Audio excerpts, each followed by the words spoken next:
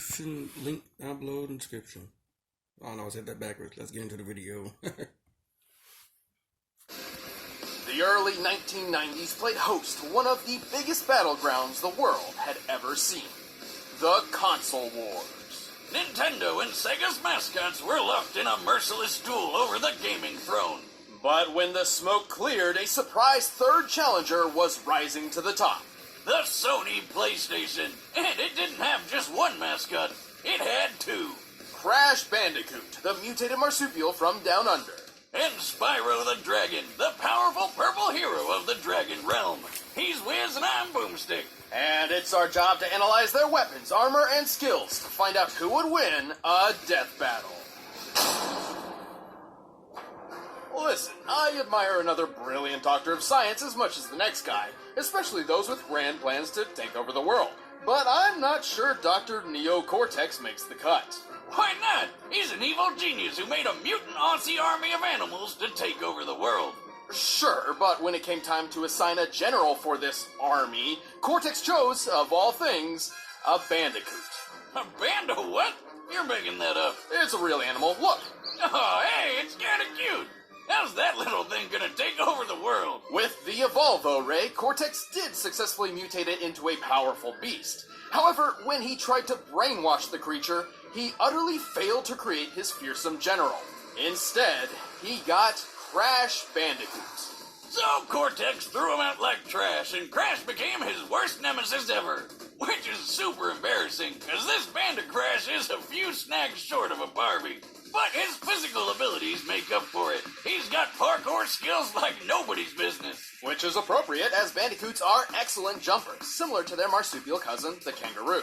He's got superhuman strength, and can take a big hit and just keep on going, like an Energizer Bunny of pain. Crash can double jump in midair, slide incredible distances, and use Crash Dash to boost his speed. He's also tapped into Mojo, a magic substance that's basically life energy, to enhance his battle techniques. He's got his Norris Roundhouse and Triple Dragon, but his favorite move is the Cyclone Spin. He can even give this move a boost for the Death Tornado technique, though this can leave him dizzy and prone to counterattacks. Still, these brutal moves proved incredibly useful for rescuing his fellow mutant bandicoot girlfriend, Tawna. Oh, why does she look like that? She's like really hot, but also not at the same time? I'm really confused. While Crash's natural abilities were enough to save her, his future battles with Cortex would require more sophisticated tools. Yeah, like the Rad Copter Pack. He's even got himself the unicorn of motorsports, the Space Motorcycle. What I wouldn't give for one of those. To increase his firepower, he carries a special bazooka that uses a naturally occurring and easily attainable form of ammunition, Wampa fruits. The same kind of fruit shooter that's on his power loader suit from Alien. This completely generic-looking mech. But why fruit? I can't imagine it's a particularly effective projectile. I don't know, Wiz. Remember that time I shot you with my potato gun? You were stuck in a coma for like a month. Wait, what? You told me I lost that month because my time travel wristwatch finally worked. Well, where's Crash getting all this cool tech? He can't be building it all himself. He's pretty dumb. They're all thanks to his kid sister, Coco, who's 10 times the inventor Cortex is. But Crash isn't really dumb, he just lacks communication skills. He actually shows many symptoms of autism. Some people with autism, known as savants, are extraordinarily gifted in particular skill sets, and I think that describes Crash perfectly. While he may not know how to hold a conversation, he is a superb athlete and puzzle solver. Well, I'm sure it helps that he's surrounded by friends who encourage his better traits. Hey, that was a good one. Like Aku Aku, his magical masked foster dad, who's basically a god. Lucky bastard. Aku Aku's magical mojo prowess is quite impressive. He's very protective of Crash and will often step in when Crash is in trouble. But not always. Wiz, why can he teleport across dimensions on his own, but can't teleport Crash very far at all? This is as far as I can take us. We'll have to fight our way to the robot's interior and save your sister. Well, perhaps his fatherly intuition is kicking in, encouraging Crash to learn from his own mistakes and become his own man, or bandicoot. Yeah, maybe he's just being a dick. Well, thanks to Aku Aku and his own amazing abilities, Crash has performed some incredible feats while stopping Cortex's plans time and time again. He's strong enough to lift his adopted brother Crunch over his head. Since Crunch is at least twice as big as Crash, that would mean Crash's strength is similar to the world's best powerlifters. His Cyclone attack can generate enough force to lift this large boulder and throw it so hard it shatters on impact. Comparing its size to Crash, that boulder must weigh nearly 8 tons. He's also fast enough to outrun polar bears, which can move up to 25 miles per hour. But Crash really shines when it comes to durability. Just look at how well he holds up after taking 112 falling wooden crates to the face. Huh. Where did they all come from? I bet it's Aku Aku's fault. And he's right back up like it didn't even happen. What a champ. Crash has endured an explosion of 23 crates of TNT all at once, which, given their size, could potentially level a city block. Whoa! And with the help of Aku Aku, he even survived a crash landing from outer space. What the heck is up with his hair? This vessel was likely falling at 17,500 miles per hour, similar to the space shuttle's typical re-entry, which means the force of its collision would be equivalent to more than 2 million tons of TNT. Wait, but why didn't Aku Aku just teleport them to safety? I can't believe we're okay. Oh, are you kidding me, Aku? You know what you did, or didn't do. But what's the saying? Any Crash you can walk away from, right? Plus, given how easy it is for Crash's enemies to lure him into traps, his absurd durability is crucial. Well, Crash isn't perfect, but with his amazing abilities and a little bit of mojo, he's saved the whole world many times over. And after years of this, he even finally learned how to speak. Well, let's go home and eat pancakes. Pancakes!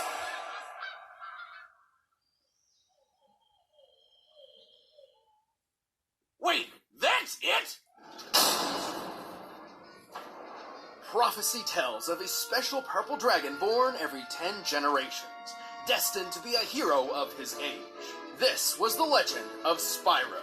But when the ancient Dark Master Malefor learned of this, he swore to destroy Spyro before he even hatched. By the way, there are at least 3 different timelines for Spyro, but we're mainly sticking with the Legend of Spyro version, because he can do pretty much anything the other ones can, and more. Plus, I think they're all the same Spyro reincarnated anyway, since that's what the prophecy says, and look, that's totally Skylands being made at the end of Dawn of the Dragon. Ahem. Wild fan theories aside, Spyro was saved from Malefor's wrath by Ignitus, a guardian dragon. He decided to pull a Moses and send Spyro's egg floating down a river to who knows where. Okay, why do so many stories start with people just throwing babies into rivers? That's never a good idea. Wrong, Wiz. It worked out fine for Spyro. He was found and adopted by a family of dragonflies. And even without fellow dragons around, Spyro grew up to be a pretty good fighter. He's strong, tough, and makes good use of his horns, tail, and claws. But not his wings. Not yet. Without a dragon's parentage, Spyro remained mostly grounded during his childhood. But he got pretty good at using his head. Like the fun way, not the brainy stuff. You do not want to be on the other end of his charge attack. But one fateful day, everything changed. During a game of hide-and-seek with his quote-unquote brother, Sparks, they got into a bit of monkey business and, in desperation, Spyro unexpectedly breathed fire. This was Spyro's first hint that he was adopted. Hold up. You mean he thought he was an actual dragonfly the whole time? I can think of a few other hints, like, I don't know, any time he saw his reflection. This revelation prompted Spyro to go on a journey in search of his true home among other dragons. Oh, and Sparks tagged along to help find treasure and protect his dragon brother from harm. Not like he needed it. He's the chosen one, bitch. He's got a bunch of awesome dragon powers. As a purple dragon, Spyro was not limited to just his fire breath. After finding and rescuing 4 great dragon guardians, they each became his teachers in the arts of elemental combat. Ignitus taught Spyro how to control fire and focus it into huge blasts. Voltaire showed him how to use electric breath to stun enemies and toss them through the air. Cyril taught him to freeze foes solid and fire ice shards. And Parador showed him how to use earth breath to split rocks and roll up into a ball. Spyro also honed his physical and chi combat with the martial art of Dragon Kata. Oh, and he finally learned how to fly. About time. Speaking of which, Spyro learned how to briefly slow down time to improve his reactions. Oh, damn. But all of this led to Spyro learning the ultimate element.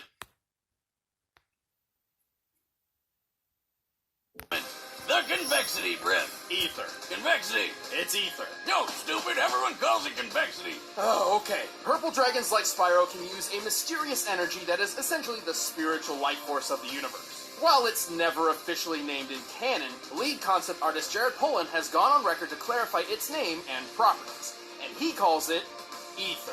Eat that, boomstick. Don't convex me, Wiz. True fans know I'm right. Ether is an extremely powerful element which binds the fates of the living and the dead. With Ether, Spyro pulls from the four elements to create energy which, according to Polin, has power comparable to that of an atom smasher. Isn't that the thing that shoots an atom around at light speed for all sorts of sciencey stuff? Yes, there are particle accelerators with a moving photon beam containing 362 megajoules of energy. Yeah, I said that. This beam can slice through a human skull in a nanosecond. Just like what happened to Russian scientist Anatoly Bugorsky when he stuck his head in one of them. Why the hell would he do that? God, being Russian must be hard. Bugorsky took a beam less than a molecule thick through the skull, which obliterated all matter in its path in an instant. While he survived, half of his face around the microscopic hole in his head swelled, peeled apart, and was permanently paralyzed, while he experienced the blinding light he described as brighter than 1,000 suns. Hey, Spyro, what was that about? I don't really know. I just felt like I had to hit it. And when I did, the power of 1,000 suns surged through my body. Just imagine if that beam was the size of Spyro's super breath. No, wait, you don't need to. We've seen what it's like when he killed the Ape King. Of course, Spyro's ether powers have other uses as well, such as curing his fellow dragon Cinder of malforce corruption. Is he shooting ghosts at her? What kind of magic were they smoking when they came up with that? But ether is dependent on a balance between light and dark. Should a purple dragon fall prey to their own anger and hatred, they risk being consumed by dark ether, or nether, transforming into a blackened, rage-filled form. Spyro's a really nice guy, but this Dark Spyro, he lets loose. He's stronger, faster, and way more violent. Unfortunately, when Spyro's consumed by dark ether, he cannot return to his old self on his own. But with friends like Sparks and Cinder at his side, he's always found his way back. Through the power of love. Right, Spyro? You gotta believe! With all these powers at his claw tips, Spyro is a force to be reckoned with.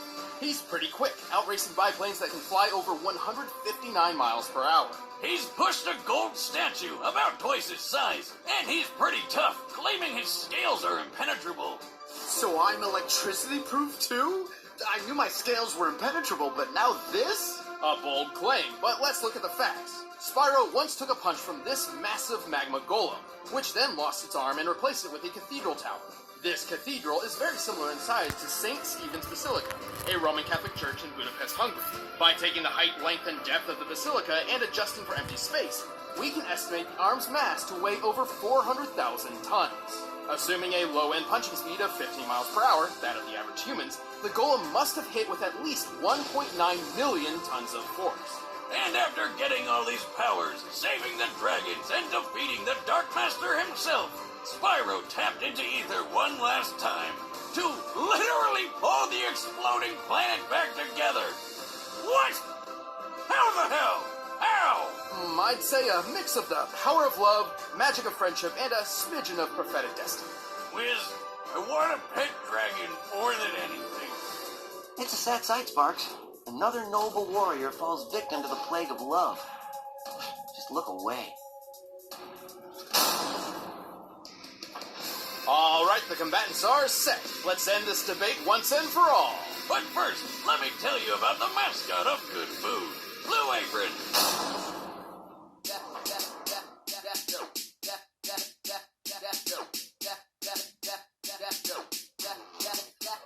That's right. Non-GMO. Delicious food.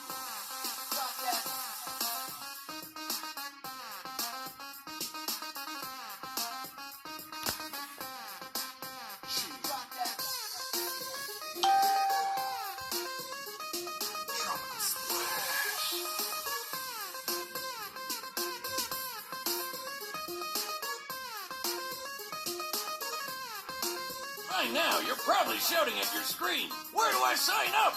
Well, Blue Apron is treating Death Battle viewers to $30 off your first order if you visit blueapron.com/battle. So check out this week's menu and get your $30 off at blueapron.com/battle. But right now, it's time for a Death Battle!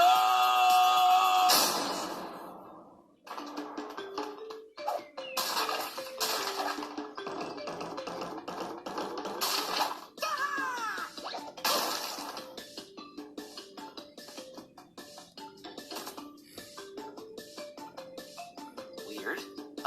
What are you doing?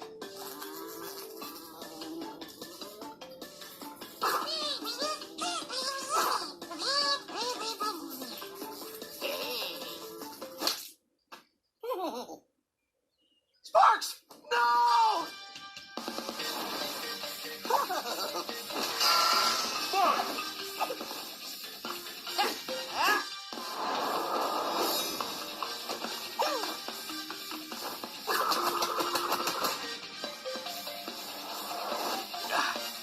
All right.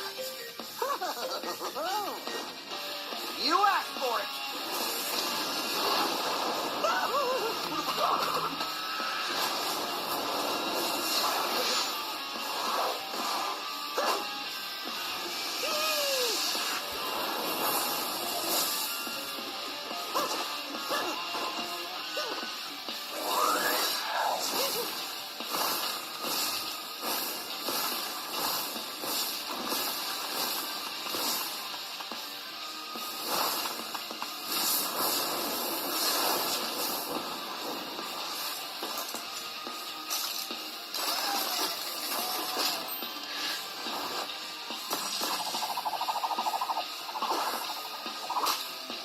Wait a sec, was that a fruit?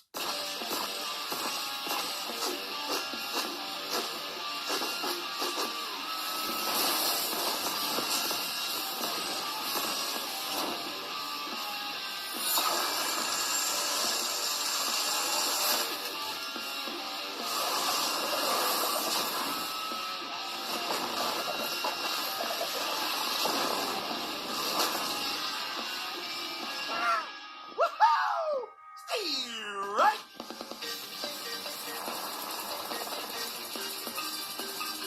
Where do you keep finding these things?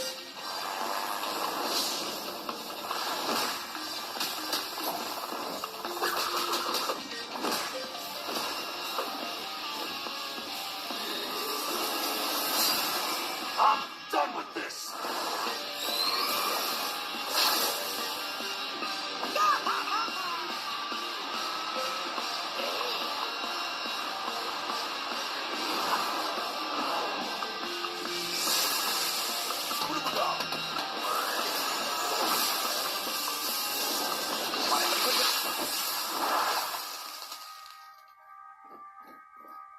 Nobody messes with me, pal. KO! I don't think Aku Aku's gonna pull Crash from the grave after that. Spyro had plenty of obvious advantages. His speedy flight let him control the pace of the battle, and his elemental arsenal gave him a much wider variety of attacks than Crash had ever seen in a one-on-one fight. Even with his extraordinary puzzle-solving skills, Crash was simply overwhelmed. But surprisingly, this wasn't nearly as one-sided as it looked on paper. With the strength to throw an 8-ton boulder, Crash was actually stronger than Spyro, and both of them had survived impacts worth around 2 million tons of force. How convenient! It's almost like they planned this all along. To be fair, we did have to lowball Spyro's durability against the Golem's punch. However, both of them had shown durability, which far exceeded much of their attack capability. So even with his gadgets, Crash really didn't have a good way to hurt Spyro very much. But the funny thing is, Spyro didn't have many attacks that could firmly hurt Crash either. They were both just too tough. Well, until Spyro used the Ether Breath, which could literally break matter apart at an atomic level. Not even Aku Aku could save Crash from a beam that intense. I guess Crash just couldn't spin this one. The winner is Spyro the Dragon. Please like, share, and subscribe. Peace out, y'all.